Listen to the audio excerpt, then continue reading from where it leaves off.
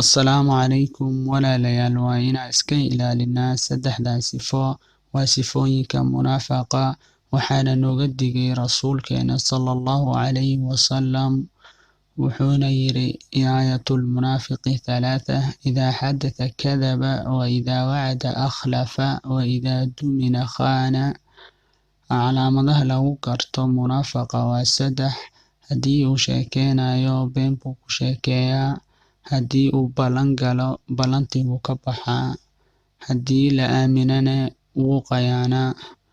Waa inaan ka digtoonaanaa sifooyinkan, waayo munaafiqnimadu waa wax aad u xun.